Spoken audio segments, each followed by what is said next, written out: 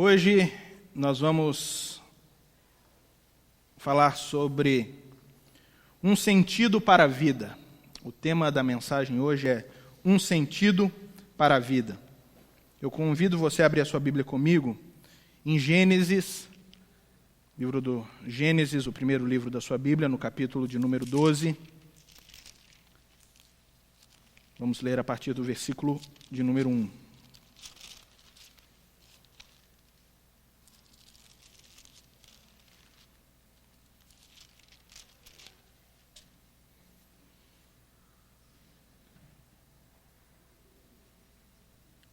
Gênesis 12, 1 a 3. Ora, disse o Senhor a Abrão: sai da tua terra, da tua parentela e da casa do teu pai, e vai para a terra que te mostrarei. De ti farei uma grande nação, e te abençoarei, e te engrandecerei o nome. Sê tu uma bênção. Abençoarei os que te abençoarem, e amaldiçoarei os que te amaldiçoarem. Em ti serão benditas todas as famílias da terra. Até aí. Uma das questões mais pertinentes que o ser humano pergunta a si mesmo é qual o sentido da nossa existência. Isso passa pela cabeça de todo ser humano em um dado momento da vida. Seja ele fazendo essa pergunta num sentido filosófico, de tentar dar respostas à pergunta da humanidade, da existência da humanidade, ou seja uma pergunta muito pessoal, seja uma pergunta de cunho muito particular, de um foro muito íntimo, quando a nossa vida deixa de ter um propósito, deixa de ter um sentido, e nós começamos a perder, de fato, o prazer na vida. Isso acontece com todo ser humano em vários momentos da sua caminhada, da sua trajetória, da sua jornada. Momentos em que nós nos perguntamos: por que eu estou aqui? Por que eu escolhi determinada profissão? Por que eu não tomei um outro rumo na minha vida? Qual é, de fato, o sentido da minha existência? O porquê que eu estou vivo? E nós procuramos sentido na vida em vários lugares. Nós podemos tentar conseguir sentido na vida no nosso emprego, nós podemos tentar conseguir sentido na vida na busca pelo prazer, na busca pelo prazer sexual. Nós podemos procurar sentido na vida em viagens, em turismo, em momentos que nós chamamos de felicidade, ou seja, numa busca exacerbada pela felicidade, com uma visão de mundo hedonista, uma visão de mundo que dita as regras da nossa existência, como se o sentido último da nossa vida fosse a busca, de fato, pela alegria, pela felicidade e pelo prazer. Cada um enxerga a vida por um prisma, por uma ótica, por um lado, e tenta, de alguma maneira, fazer com que a sua existência ganhe sentido, e muitos outros tentam buscar o sentido na religião. Tentam buscar sentido para a vida na religião, em alguma perspectiva religiosa, em algum tipo de ritual, às vezes religioso, e que às vezes, aparentemente pode até dar um sentido para a vida, porque ela começa a experimentar algo transcendente, algo que vai além do natural, algo que é sobrenatural. Mas nós, como cristãos, nós entendemos a vida de uma maneira diferente. Ou pelo menos precisamos entender o sentido da vida de uma forma diferente. Nós precisamos entender o sentido da vida como não a busca pela felicidade, não a participação em uma religião sistematizada, mas, de fato, nós encontramos o sentido para a vida em uma pessoa, nós encontramos sentido para a vida na pessoa de Cristo. É olhando para Jesus, é olhando para a pessoa de Cristo, é vislumbrando a pessoa de Deus e quem é Deus que nós encontramos sentido para a vida. E que todo o resto começa a se encaixar e a fazer sentido. É só a partir do momento em que começamos a enxergar a vida pela ótica cristã que, de fato, todas as perguntas começam a se encaixar. Perguntas existenciais como o porquê estou aqui, como eu cheguei aqui e para onde eu vou depois daqui. Essas perguntas mais essenciais da humanidade que, na verdade, quebraram a cabeça das pessoas durante muitos anos, elas são respondidas pelas Escrituras. Elas são respondidas para o cristão. É respondida para aquele que busca o sentido da vida na pessoa de Deus. Mas buscar a Deus nem sempre é fácil. Nem sempre é fácil porque nós dependemos, em primeiro lugar, antes de achar Deus e o sentido da vida, sermos achados por Ele, para que a nossa vida ganhe sentido. Quando nós olhamos para Paulo, o apóstolo Paulo, ele procurando sentido para a vida dele, sentido que ele procurou na sua religião, na religião judaica, e no afã de ter esse sentido, ele começa a perseguir a igreja, porque a igreja de Jesus estava abalando a religião judaica, estava mexendo com o seu povo, e muitos do seu povo estavam se convertendo. Então, quando você tem o sentido da sua vida abalado, você quer, de fato, ou mudar de sentido de vida, ou perseguir aquilo que está abalando o sentido da sua vida, aquilo que faz com que você perceba o mundo ao seu redor. Paulo escolheu perseguir aquilo que estava abalando o sentido da vida dele. E nós percebemos que na estrada de Damasco, ele se encontra com Cristo. Ele se encontra com Cristo e tem a sua vida transformada e a sua vida ganha um outro sentido. Mas não foi Paulo que pegou a estrada para Damasco. Foi a estrada de Damasco que pegou Paulo. Não foi Paulo que encontrou Cristo na estrada para Damasco, mas foi Cristo que encontrou Paulo na estrada de Damasco. Essa é a grande verdade da nossa história. Em algum momento, Deus nos achou, Deus nos trouxe para si. Deus está nos chamando para si, nos conclamando, nos convocando. E esse chamado de Deus para o cristão faz com que a vida ganhe sentido. Faz com que a nossa vida como cristão, observando o mundo a partir da ótica de Deus, ganhe sentido. E a vida passa a valer a pena. Nós temos um homem aqui que foi chamado por Deus. Abraão foi chamado por Deus, especificamente para um propósito. O mundo, aqui, do tempo de Abraão, era um mundo totalmente afastado de Deus. As pessoas haviam suprimido toda e qualquer mentalidade a respeito de Deus. Deus, em Gênesis, nós percebemos, desde o capítulo 1, Deus criando todas as coisas. Deus cria o homem, porém, o homem cai em pecado, se distancia de Deus, vira as costas para Deus e passa a andar longe de Deus. Ele passa a andar longe de Deus de tal forma que chega na época de Noé, é impossível agora resgatar toda aquela geração corrompida. E a única ação de Deus para a purificação do ser humano e para a purificação do mundo é enviar o dilúvio. Ele envia o dilúvio e desse povo que estava vivo no tempo de Noé, milhões de pessoas, apenas um homem cria em Deus. Deus era Deus de um homem só. Deus era Deus de Noé. No mundo inteiro, Deus era Deus de um homem só. Noé constrói a arca de forma milagrosa, mas de forma árdua e pesada. Ele entra na arca, o mundo é inundado. Depois disso, as águas baixam e uma nova geração é chamada à existência por meio de Noé. Porém, novamente o ser humano, por causa do seu pecado, vira as costas para Deus. Começa a andar longe de Deus, de tal forma que o ser humano, agora não contente em andar longe de Deus, ele quer ser como Deus, porque é aquela mesma intenção do diabo e maligna que foi plantada no coração de Adão e Eva, permaneceu no coração do ser humano até os nossos dias.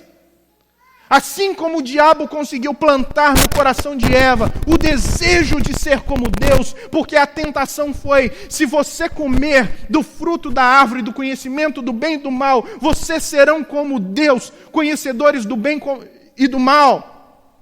Assim como ele conseguiu convencer Eva, aquela geração pós-diluviana também sofre desse mesmo mal, desse mesmo pecado, o pecado de querer ser como Deus. Então eles constroem uma torre imensa chamada Torre de Babel, e a intenção deles era chegar até Deus. E naquele momento, com uma ação sobrenatural, Deus confunde as línguas, impedindo que eles se comunicassem entre si e os dividindo, fazendo com que todo aquele empreendimento fosse destruído, fosse anulado. O mundo continuou sem conhecer Deus. O mundo continuou afastado de Deus. As pessoas continuaram andando longe do caminho de Deus. Até que Deus, para cumprimento do seu propósito eterno, até que Deus, para cumprimento da sua intenção de salvar o homem do seu pecado, vai até uma cidade chamada Ur dos Caldeus, chega um homem chamado Abrão e diz: prazer, eu sou Deus, eu quero andar com você. E essa é a história que nós estamos lendo. Essa é a história de Deus se apresentando a Abrão. Essa é a história de Deus chamando Abrão para andar com ele. Essa é a história de Deus chamando Abrão para a vida de Abrão começar a fazer sentido. Nós precisamos analisar e ver esse texto dentro do seu contexto e dentro do seu período histórico, para podermos entender o que Deus faz na vida de um ser humano quando ele o chama, e quando esse ser humano ouve o chamado de Deus, atende o chamado de Deus, obedece o chamado de Deus, e como esse homem se torna um fator circunstancial de transformação, não apenas do mundo ao seu redor, mas uma transformação do mundo inteiro. Ele é usado para transformar o mundo inteiro. Abraão é chamado de Ur dos Caldeus. Quem era esse homem? Quem era esse Abrão? Da onde ele vinha? Por que Deus foi até ele? Ur dos Caldeus, até um tempo atrás, era considerado uma cidade mitológica. Era considerado uma cidade fictícia, que nunca havia existido, que a Bíblia inventou. As pessoas diziam que essa era mais uma invenção bíblica. Aqueles que gostam de questionar as Escrituras, que criticam as Escrituras. Porém, a arqueologia, ela achou a cidade de Ur dos Caldeus justamente no lugar aonde a Bíblia indicava que Ur dos Caldeus ficava, e nas escavações muita coisa pôde ser entendida a respeito da vida daquelas pessoas, de como as pessoas viviam no tempo de Abraão. Aquela cidade era uma cidade grande. Na época, ela deveria ter mais ou menos 250 mil habitantes, praticamente uma cascavel. Ela ficava à beira do rio Eufrates e era um grande polo comercial. Era uma cidade portuária. O comércio daquela região passava justamente por aquela cidade, fazendo com que ela enriquecesse, fazendo com que aquela cidade se tornasse fundamental naquela região, na Mesopotâmia. Era uma cidade em pleno desenvolvimento econômico, político. Nela havia uma torre, que é chamada zigurate. O zigurate é uma pirâmide, que ela tem vários níveis. E essa torre media 64 metros de comprimento, por 46 metros de largura, por 30 metros de altura. Tinha mais ou menos a altura de um prédio de 5, 6 andares. Como que nós sabemos isso? Porque esse prédio ainda está lá. E ele é do tempo de Abraão. Muitos acharam, por causa da arquitetura, que ele fosse uma fortaleza, que servisse como um QG para defender a cidade. Mas as escavações foram revelando mais. Foram revelando que, na verdade, toda aquela construção, toda aquela pirâmide, aquele zigurate, era, na verdade, um centro de adoração, um tipo de templo religioso. E eles adoravam naquele templo, principalmente, a deusa Inanna. Ela era a deusa do amor, do erotismo, da fecundidade e da fertilidade. Todos os povos antigos, sumérios, adoravam essa deusa, mas ali era o centro de adoração dela. Junto com a adoração à deusa Inanna, eles adoravam também a deusa Ningal, que era a deusa Lua, mãe de Inanna, e o deus Lua, que era pai de Inanna. Havia uma grande religião pagã se desenvolvendo naquela região.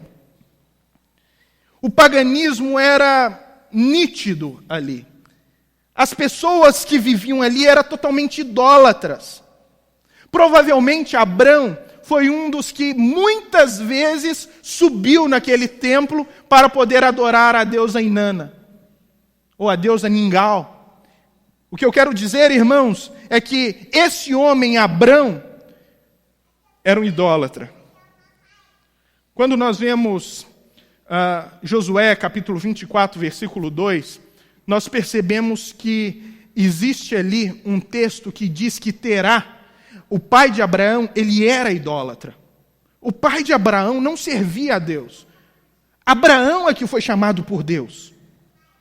É por isso que o texto vai dizer: sai da tua parentela, sai da casa do teu pai e vai para a terra que eu te mostrarei.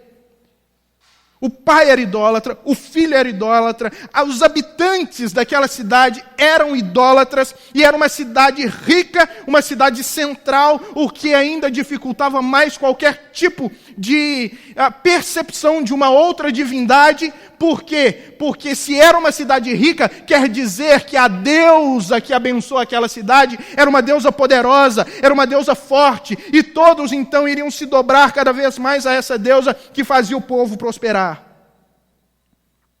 Mas Deus foi até lá e chamou Abraão, ou Abrão.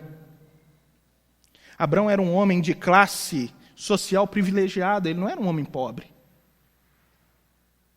Ele transitava numa classe mais privilegiada da cidade. Ele era um homem já de certa idade. Ele tinha 75 anos quando Deus chamou Abraão, ou Abrão. Ele já tinha uma idade avançada. A sua esposa, ela já contava com os seus 65 anos nessa época. Mas Deus chama Abraão e faz para Abraão uma proposta que, de fato, eu gostaria de abrir o meu coração e dizer que eu não gosto da proposta. Eu não gosto da proposta que Deus fez para Abraão, porque é uma proposta indecorosa. É uma proposta extremamente difícil. Ele diz: olha, sai da tua terra, do meio da tua parentela, e vai para a terra que eu te mostrarei. Ele propõe a Abraão uma jornada árdua, uma jornada perigosa, uma jornada demorada e uma jornada incerta. Tudo isso está dentro do chamado de Deus para Abraão. Uma jornada demorada, irmãos, ou árdua, na verdade, por causa da distância. Abraão teria que andar cerca de 1.800 quilômetros para chegar até a terra que Deus ainda iria mostrar para ele, debaixo de um sol causticante e um terreno árido, semidesértico. Era isso que Deus estava chamando Abraão para poder experimentar na presença dele. Era uma jornada perigosa, porque havia riscos. Riscos, por exemplo, de se tornar escravo do primeiro clã, mais poderoso que o clã dele. Riscos de serem roubados, riscos de serem mortos durante a peregrinação. Era uma jornada demorada, porque a logística para o translado dos animais e de todos os bens que ele possuía dificultava a caminhada. levar os animais a pé em uma jornada de 1.800 quilômetros é muito difícil. Fora que ele não sabia para onde ia. Mas o grande problema não era ele não saber para onde ia. O grande problema era ele saber de onde ele veio. Sabe por quê? Porque da onde ele veio, haviam vantagens que ele estava deixando para trás. Tudo por causa de um chamado de Deus. Como eu disse, ela era uma cidade grande que proporcionava muitas possibilidades econômicas. Ele já era um homem rico, ele podia enriquecer ainda mais com o comércio local. Ele tinha a oportunidade de ter segurança em uma cidade maior, que tinha a sua própria guarda, que tinha sua própria, o seu próprio compêndio militar. Fora isso, ele tinha acesso mais facilitado aos bens de consumo da época. Ele podia comprar mais fácil o que precisava para comer, ele podia comprar mais fácil o que ele precisava para viver. Era vantajoso, era cômodo para ele ficar em Ur dos Caldeus. Fora isso, abandonar aquela cidade significava abandonar a cultura dele, abandonar a família, abandonar os amigos e abandonar o ambiente conhecido por ele. Isso tudo significa abrir mão de quem ele é. De tudo que ele é, de tudo que ele sabia do mundo, de tudo que ele conhecia no mundo. Abre mão de tudo isso para poder receber influências que poderiam transformar a maneira que ele iria enxergar o mundo, para poder dar um outro sentido na vida dele. Deus começa a chamar Abraão, já desconstruindo tudo aquilo que havia dentro do coração dele, que havia na personalidade dele, que havia de valor nele. Deus não chama ninguém da maneira que está. Deus chama as pessoas para poder serem transformadas pelo seu poder e de acordo com o seu caráter. Não existe ninguém que vem para Cristo e permanece da mesma maneira. Vai existir um profundo trabalhar de Deus na desconstrução dos nossos valores culturais, dos nossos valores familiares, dos nossos conceitos, dos nossos preconceitos, da maneira como nós enxergamos o mundo, da maneira como nós entendemos a vida. Tudo isso vai ser desconstruído por Deus para que Ele possa reconstruir uma nova visão em cada um de nós que dê sentido à vida, que dê sentido à nossa existência. Agora você imagina comigo, pensa comigo. O texto vai dizer: Abraão, sai da tua terra e vai para uma terra que eu vou te mostrar. Abraão está arrumando as coisas e os amigos estão chegando. Abraão, para onde você está indo? O que você vai fazer? Você está desmanchando as suas coisas, você está vendendo o que você tem, talvez, está arrumando tudo para poder ir embora. Mas para onde você está indo? Não sei. Mas como assim, Abraão? Você não tem um planejamento de vida, você não sabe para onde você está indo, você não tem pelo menos um mapa que te indica o local para onde você quer ir? Não sei para onde eu vou. Mas por que você está indo? Deus me chamou. Mas espera aí, Abraão, que Deus é esse? Inanna, Ningal? Que Deus é esse que te chamou? O Deus Lua? Eu não sei. Não sei que Deus é esse. Mas espera aí, Abraão, como é que você não sabe que... Não, ele não me deu o nome dele. Ele não me deu o nome dele. Mas peraí, Abraão, todos os outros deuses têm nome, e eles têm funções, e eles têm tarefas, e eles têm o setor deles de atuação. Porque tem a deusa Inanna, que ela trabalha na fertilidade. Os fenícios têm o Baal, que ele trabalha na agricultura. Mas e esse aí? E esse Deus, quem é? Ele atua em que área? Não sei, mas ele me chamou. E eu vou. Essa proposta não é só uma proposta de ir para um lugar desconhecido. É uma proposta de um Deus desconhecido, para ir para um lugar desconhecido. É uma proposta de uma mudança completamente radical na vida de Abraão. E nós aprendemos algumas verdades aqui, nesse texto. A primeira verdade que nós aprendemos no texto é que Deus nos escolhe baseado em sua graça. Deus nos escolhe baseado em sua graça. Quem era Abraão? Um idólatra. Quem era Abraão? Um homem de 75 anos, para poder fazer uma jornada a pé de 1.800 quilômetros. Quem era Abraão? Um homem com uma profunda deficiência de caráter, como nós percebemos ao longo da sua história. Quem era Abraão? Filho de pais idólatras. Quem era Abraão? Um homem vindo de uma cidade extremamente corrompida, idólatra, uma cidade cuja cultura é totalmente promíscua. Quem era Abraão? Um homem que talvez eu e você não escolheria para uma tarefa como a tarefa que Deus queria que Abraão cumprisse. Não existe, irmãos, nenhum comentário na Bíblia a respeito do porquê Deus chamou Abraão. Sabe por que não existe? Porque não existe motivo para Deus nos escolher. Não existe um motivo para Deus escolher a mim e escolher você. Não existe. Nós ouvimos muito hoje pessoas, principalmente pregadores, dizendo, não, mas eu sou escolhido por Deus. Eu fui escolhido para ser um pregador. Eu fui escolhido para ser proclamador do Evangelho.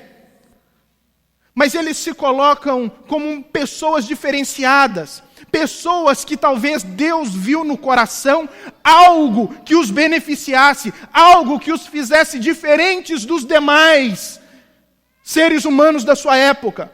Mas quando nós olhamos para o texto, nós vamos perceber que Deus chama as pessoas não baseado no coração delas, mas Deus chama a pessoa baseado na sua graça.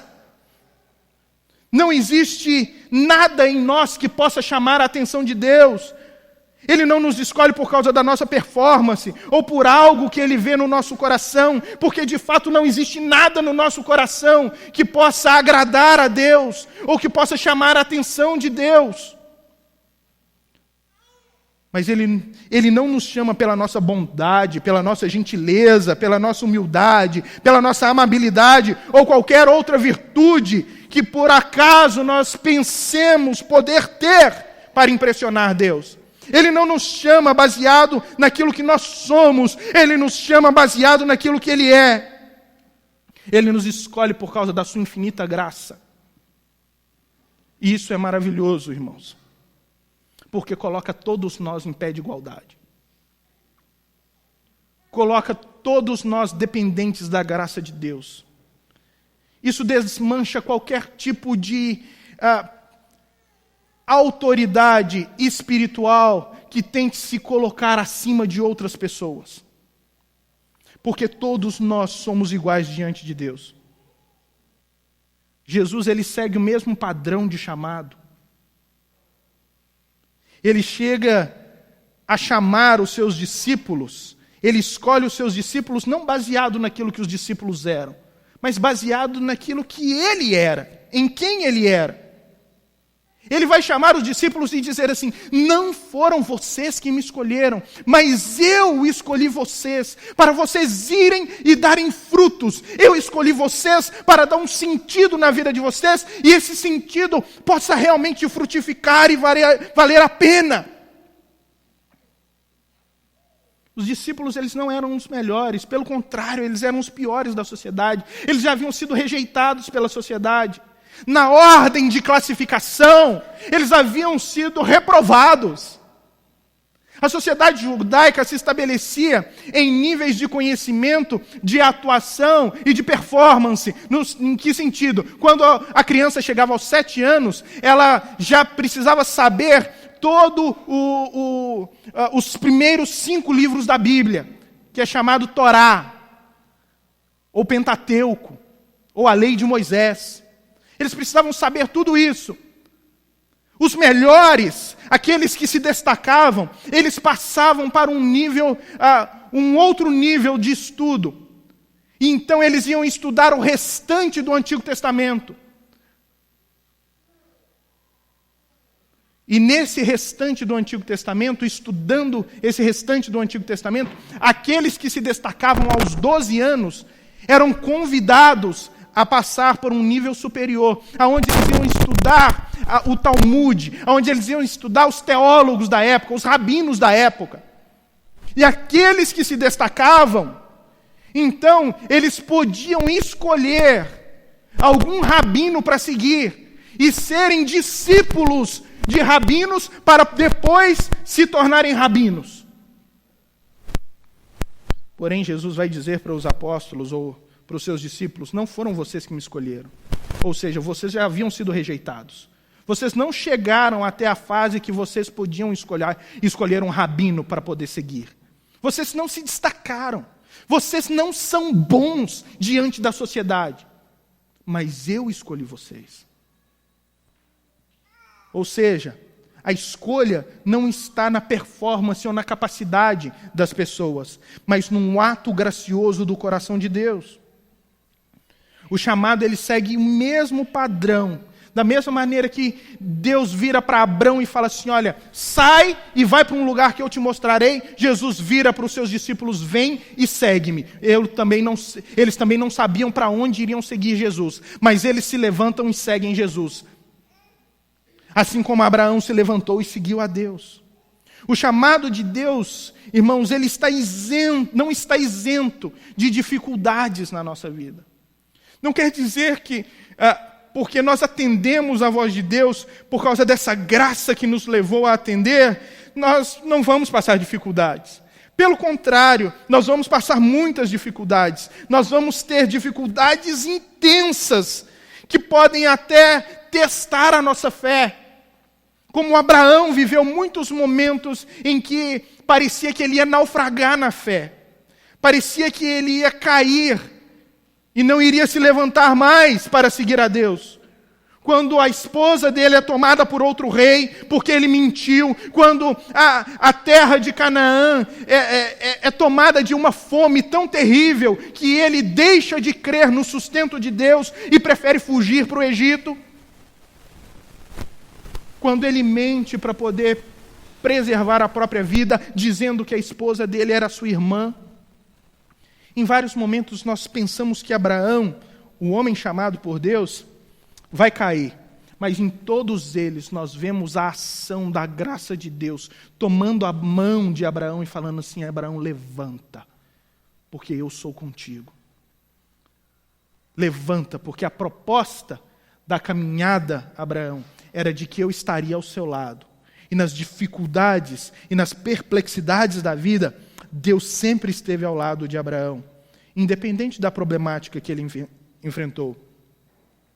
Às vezes, irmão, nós, como chamados de Deus, ou você, como alguém chamado por Deus, você não vai acreditar em si mesmo.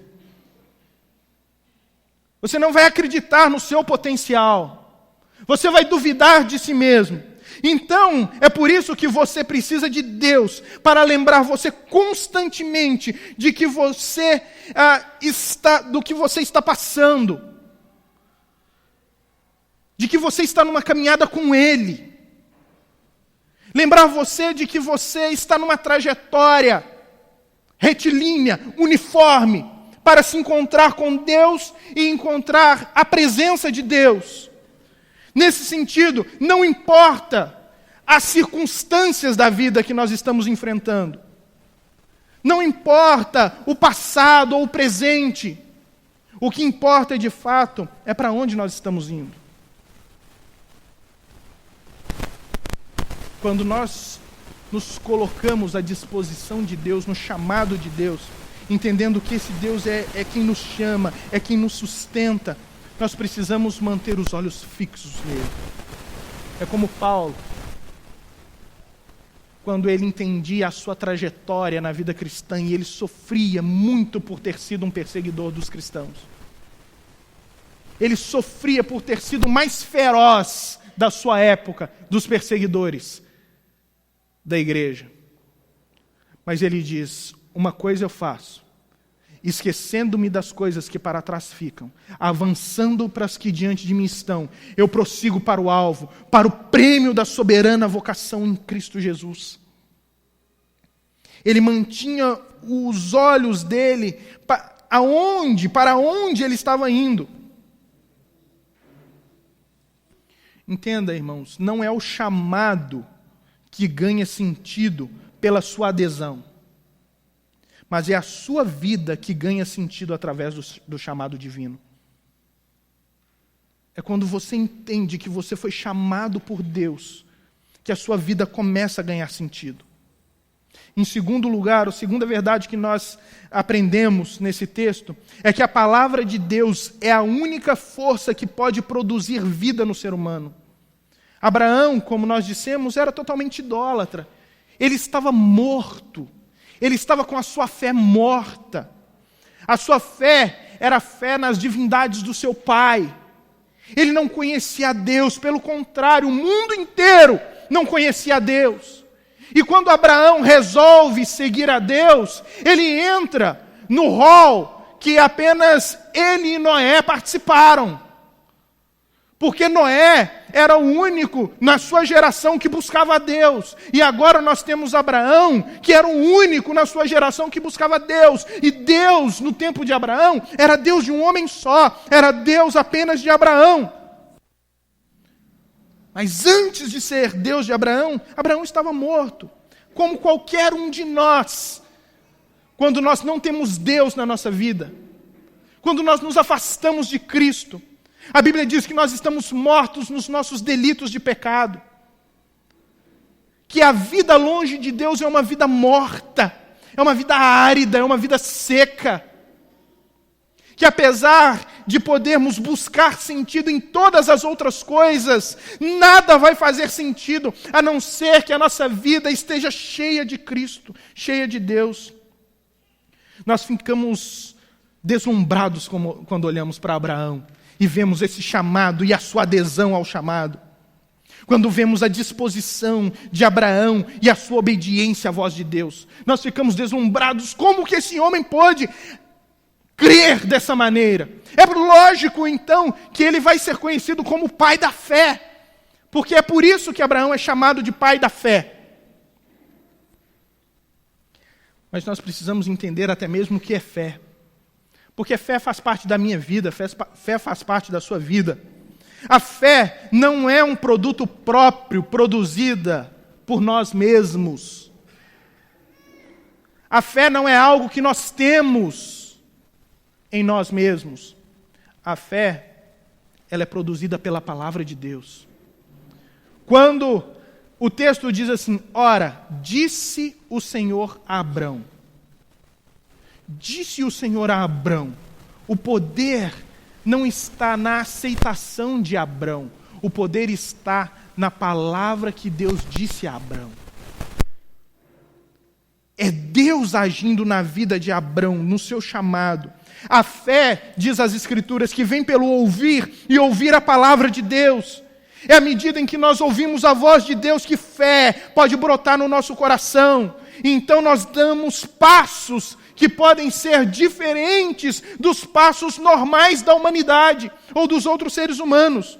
Somente por uma ação de Deus, o homem pode dar um passo de sair da sua situação de conforto e envolver-se com o plano eterno de Deus na face da terra.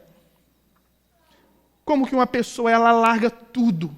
E nós olhamos na história da igreja, homens que largaram tudo, largaram as suas carreiras, largaram as suas vidas, largaram as suas riquezas para servir a Deus. Como que as pessoas dão passos tão grandes para se envolver com o projeto de Deus? Porque Deus, na sua infinita graça, gera fé no coração dessas pessoas. Não é por causa delas mesmas, mas é por causa de uma ação de Deus. Quando, à medida que Deus gera fé no coração das pessoas, concomitantemente à produção de fé no coração de Abraão, houve a imputação da justiça de Deus sobre a vida dele. Porque nós nos perguntamos, como é que um homem idólatra, pecador, que vivia longe de Deus, agora pode andar junto com Deus? Como é que um homem que aprendeu a vida inteira a andar em caminhos que são tão diferentes do caminho de Deus, pode agora servir ao Deus Santo, soberano, criador de todas as coisas? Essa é a pergunta que nós fazemos. Como que Abraão poderia andar com esse Deus Santo e Deus não matar Abraão por causa da sua santidade e por causa da pecaminosidade de Abraão? Porque Deus, olhando com carinho e amor, ministrando graça ao coração de Abraão, produzindo fé no coração desse homem, por causa da fé, então, de Abraão, na promessa que Deus fez, Deus vai falar assim: tá, Abraão, você está justificado dos seus erros. Não é só você que quer andar comigo, sou eu que quero andar com você. Então eu vou transformar a sua vida. Então eu vou fazer de você o homem que realmente estará apto para andar comigo. E para isso, eu preciso perdoar os seus pecados. Então os seus pecados estão perdoados. Deus perdoa os pecados. Romanos vai dizer que creu Abraão em Deus e isso lhe foi imputado por justiça. Isso foi suficiente para Deus. Abraão creu na promessa. E nós vamos ver que promessa é essa que Abraão creu. A fé, irmãos, e a justiça que Deus produz em nós, nos transformando, nos fazendo homens e mulheres diferentes num mundo caído e num mundo afastado por Deus, vai produzir imediatamente em nós a obediência. É por isso que Abraão saiu da sua terra. Ele encarou a jornada. Por isso que Abraão resolveu atender a voz de Deus.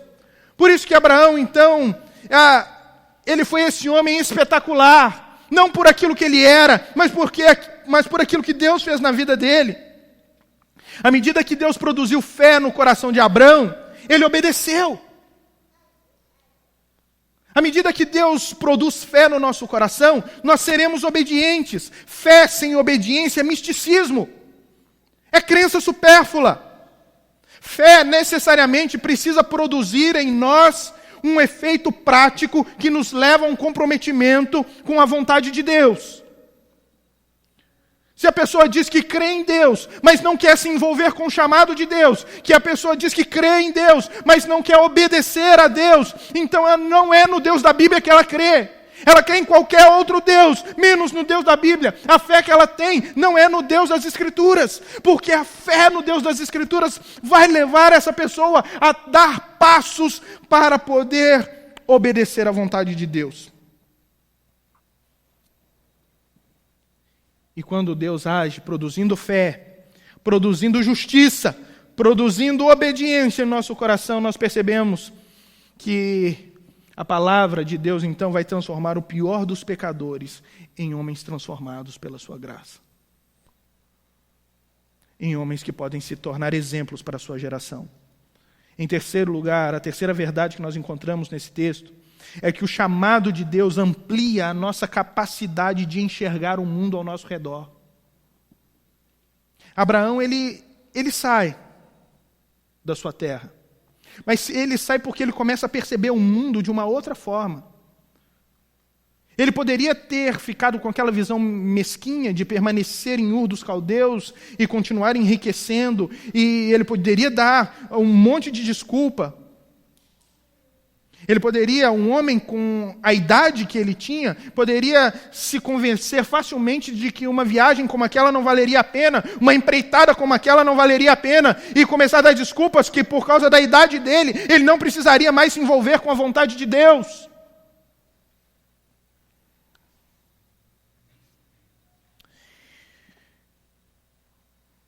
Ele poderia, irmãos, simplesmente continuar dando a velha desculpa de que naquela cidade ele já havia fincado as suas raízes E ali ele estava construindo a sua casa, a sua família, estabelecido a sua identidade naquele lugar. Então ele não deveria sair dali. Ele poderia até dizer, olha, eu posso servir ao Senhor aqui mesmo. Eu não preciso sair daqui. Porque ele poderia dizer, eu ter uma vida abastada aqui, abrir mão disso, vai ser muito pesado, vai ser muito dolorido para a minha família e para mim também. Mas o chamado de Deus para a vida de Abraão, irmãos, era totalmente diferente de qualquer outro Deus. O chamado não possuía um caráter de melhora de vida, mas possuía um caráter de sentido de vida. Deus não estava prometendo a Abraão melhorar a vida dele. Deus estava prometendo a Abraão a dar sentido à vida dele. Todo homem ele busca sentido para a vida, caindo às vezes no engano de que a simples melhora qualitativa de nossas posses pode trazer esse sentido. Mas qualquer um que assim pensou, desde os tempos primordiais, descobriu arduamente que investiu a sua vida em correr atrás do vento.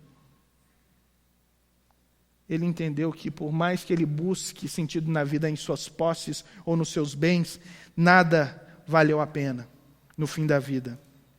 Abraão, ele vai encontrar o sentido da vida quando ele começa a se envolver com o plano de Deus para ele.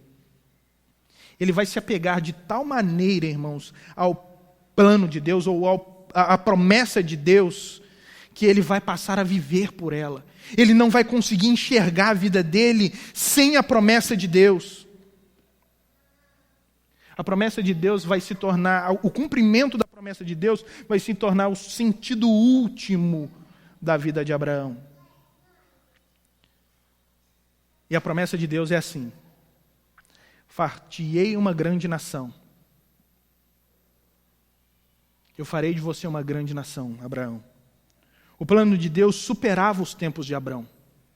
Superava.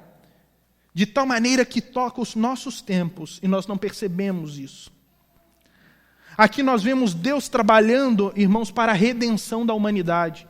Quando ele diz, eu vou fazer de você uma grande nação, Deus está dando início ao seu projeto de redenção da humanidade, quando ele chama Abraão e os descendentes de Abraão, que seriam o povo hebreu ou o povo de Israel, povo no qual o Cristo, o Messias, nasceria para morrer na cruz e salvar toda a humanidade. A promessa de Deus ia muito além de simplesmente tirar um homem da sua terra e levar para outra. Tinha a ver com a redenção de toda a humanidade. Tinha a ver com o bem-estar de toda a humanidade. Tinha a ver com salvar pecadores da condenação eterna e levá-los para o reino do Filho do seu amor. Então, quando nós vemos que Abraão creu nessa promessa, a visão dele precisou se expandir, a visão dele precisou aumentar, ser melhorada. Essa é a descendência segundo a carne, irmãos. Israel, de onde o Cristo viria. Mas tem a sua descendência espiritual. Porque quando nós vemos lá em Gálatas 3, Paulo vai dizer assim que os filhos de Abraão não são aqueles nascidos segundo a carne, mas são aqueles que creem na promessa. Mas são aqueles que são chamados em Cristo Jesus. São aqueles que pertencem à fé. São esses que pertencem a Deus. São esses que pertencem e que são descendência de Abraão. Quando Deus chamou Abraão e disse, olha, eu vou fazer de você uma grande nação, ele não poderia perceber que muitos aqui, essa noite, fazem parte dos filhos de Abraão. Fariam ou viriam a ser filhos de Abraão, porque eles são filhos da promessa. Nós somos filhos da promessa, ou seja, aqueles que creem em Cristo Jesus. E ele vai dizer, abençoar-te-ei, Abraão. Eu vou abençoar você. Deus sempre estava ao lado de Abraão. Deus sempre estava cuidando de Abraão. Que bênção maior é essa, irmãos? Porque às vezes nós ligamos bênção de Deus a fatores materiais, mas não é isso. Deus abençoou Abraão também com questões materiais. Abraão se tornou um homem rico, sim. Mas não é essa a grande bênção de Deus. A grande bênção de Deus é Ele ter estado ao lado de Abraão e levantado Abraão todas as vezes que esse caiu, mesmo no tempo da angústia, mesmo no tempo da incredulidade, Deus sempre esteve ao lado de Abraão. E quando a fé dele parecia titubear, Deus o levantava, Deus o erguia.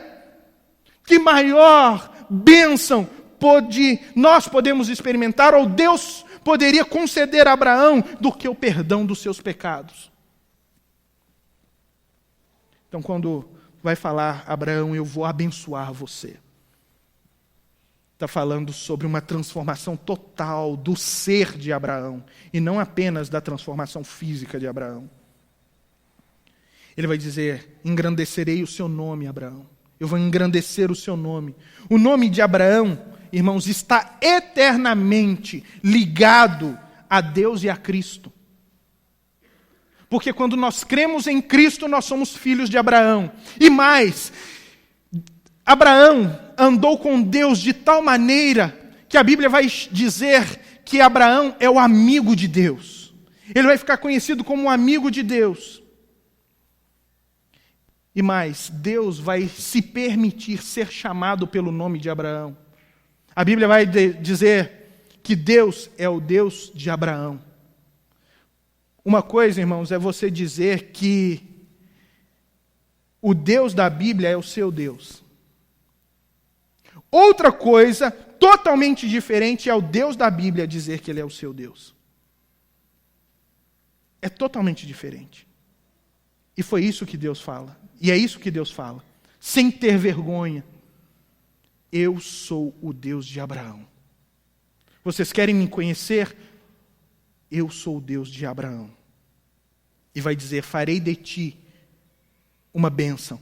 Todo aquele que tivesse contato com Abraão e cresce na promessa que Deus fez a Abraão, ele seria abençoado. Ou seja, ele alcançaria a salvação. Todo aquele que até hoje crê na promessa que Deus fez a Abraão, tem a salvação. Essa é a mensagem do Evangelho. O Deus de Abraão cumpriu a sua promessa, e por ela nós podemos novamente estar na presença de Deus. O Deus de Abraão cumpriu a sua promessa, irmãos. E por último, a última verdade que nós encontramos nesse texto é que a ação de Deus em nossa vida, irmãos, nos faz comprometidos com a transformação do mundo. A ação de Deus em nossa vida nos faz comprometidos com a transformação de todo o mundo. O último versículo vai dizer assim, abençoarei os que te abençoarem e amaldiçoarei os que te amaldiçoarem, em ti serão benditas todas as famílias da terra. Todas as famílias da terra. Nós temos uma espiritualidade tão partidarista. Nós temos uma espiritualidade tão pequena, tão frágil. Ela nos impede de ver que o envolvimento de Deus não é apenas conosco ou com a nossa vida. Que o plano dele supera a nossa vida. Que o plano dele é nos usar para a transformação do mundo. Que o plano de Deus agindo em nós é o plano da salvação da humanidade e que vai promover a glória do nome dele. E nós achamos que o envolvimento de Deus é só conosco, com as nossas necessidades, com as nossas questões. Mas todas as vezes que Deus age em nós, Ele tá vendo um plano muito maior. O quadro que Ele pinta é muito maior. O quadro que Ele pinta é agir em nós para tocar o mundo. Nossa vida precisa ser entendida como um sistema de canalização e não um sistema de reservatórios. Nós somos canos, irmãos, nós não somos caixa d'água. A bênção de Deus, ela precisa chegar até nós e ser transferida para o outro. Ela precisa passar por nós e agir na vida de outras pessoas, e alcançar outras pessoas, e abençoar outras pessoas. Nós não somos caixa d'água, aonde nós ficamos simplesmente parados pedindo: Deus nos abençoa, nos abençoa, nos abençoa. Deus iria fazer a Abraão uma bênção. Talvez Abraão pudesse pensar assim: mas espera aí, como é que eu poderei ser esse que vai abençoar todas as famílias da terra? Como que, a partir de mim, todo mundo vai ser abençoado? Esse projeto é grande demais. Abençoar todo mundo é grande demais. A terra é grande demais, o mundo é um lugar grande demais. Eu não posso pensar nesses níveis. Os misteriosos planos de Deus, irmãos, eles podem parecer grandes demais para nós, mas todos eles se cumprirão, porque nenhum dos seus planos podem ser frustrados. Ninguém é abençoado por nossas vidas, particularmente falando, simplesmente porque você é uma boa pessoa, porque você é legal. As pessoas, elas são de fato abençoadas quando você consegue apresentar a elas o Cristo que habita em você. O Cristo que vive em você. Quando o texto fala assim: em ti serão benditas todas as famílias da terra, está falando exclusivamente daquele que nasceria da descendência de Abraão. Está falando assim: olha, Abraão, a minha promessa é que você vai ser grande, e que você vai ter muitos filhos. E um destes teus filhos será o Cristo, o Messias. E por meio desse Cristo Messias, que vai nascer dos teus descendentes, e que virá a partir de você, então, todas as famílias da terra serão abençoadas. Ele vai dizer: abençoarei os que te abençoarem, amaldiçoarei os que te amaldiçoarem. Isso demonstra o cuidado de Deus com Abraão, com seu servo, com seu amigo. Não existe maior forma de sermos abençoados do que ter Deus, o Deus de Abraão, em nossa vida. Nós pensamos em muitas maneiras de sermos abençoados, mas a maior bênção que o ser humano pode experimentar é a presença de Deus nele. E não existe nenhuma outra maior forma de sermos amaldiçoados que não ter o Deus de Abraão em nossa vida. Nós pensamos em tantas outras maneiras de sermos amaldiçoados. Nós pensamos que maldição está ligada a questões hereditárias. Está ligado a espíritos malignos que ficam assombrando as pessoas. Que maldição está ligado a algum tipo de vício costumeiro na família das pessoas. Que está ligado a alguma doença hereditária. Nós achamos e nos iludimos com vários tipos de maldição que as pessoas vão criando. Mas a verdadeira maldição, irmãos, é não ter o Deus de Abraão habitando em nós. Essa é a verdadeira maldição. E a grande bênção é poder desfrutar da presença dele. E quando ele diz: em ti serão benditas todas as famílias da terra, o texto de Gálatas 3:8 vai dizer assim: ora, tendo as Escrituras previsto que Deus havia de justificar pela fé os gentios, ou seja, o mundo inteiro, anunciou primeiro o evangelho a Abraão, dizendo: todas as nações serão benditas em ti. É como se Abraão estivesse ouvindo o evangelho no momento em que Deus fez a promessa para ele. É como se Abraão estivesse podendo vislumbrar a vinda de Cristo, o nascimento de Jesus, a sua morte redentora, a sua ressurreição, porque esse é o evangelho. É como se ele pudesse e estivesse apegado a isso, de tal maneira que ele percebesse que por causa da vida dele, por causa do seu serviço a Deus, por causa da sua vida com Deus, todas as famílias da terra então seriam abençoadas. Não por ele mesmo, mas pelo Cristo que viria através dele. As pessoas não são abençoadas pelas minhas atitudes ou pelas suas atitudes. Elas são abençoadas pelo Cristo que age através de nós. Pelo Cristo que abençoa através de nós. e pelo Cristo que nós podemos apresentar às pessoas todos os dias. Nós pensamos, mas pastor, o senhor está apresentando um grande homem de Deus. Eu não tenho todas essas características de Abraão. O senhor está apresentando um fenômeno da fé. Deixa eu explicar uma coisa para você. Um grande homem de Deus é apenas um homem comum que fez a coisa certa pela graça e a misericórdia de Deus na vida dele. Um grande homem de Deus é apenas um homem comum que fez a coisa certa pela graça e a misericórdia de Deus na vida dele. Todos nós podemos viver uma vida como Abraão viveu, porque a vida dele ganhou sentido quando Deus entrou no seu coração, na sua existência. Eu não sei como é que está o seu coração. Eu não sei como está a sua vida. Mas eu gostaria que você refletisse sobre o sentido da sua vida, para onde você está indo, para onde você está caminhando, para onde Deus está chamando você. Se você está caminhando para onde Deus está chamando você, ou se você está caminhando para uma direção totalmente contrária. Essa é a noite de arrependimento. Essa é a noite que Deus está falando. Se a sua vida não tem sentido, eu quero dar sentido a ela. Anda comigo, porque eu quero andar com você. Deus abençoe a sua vida.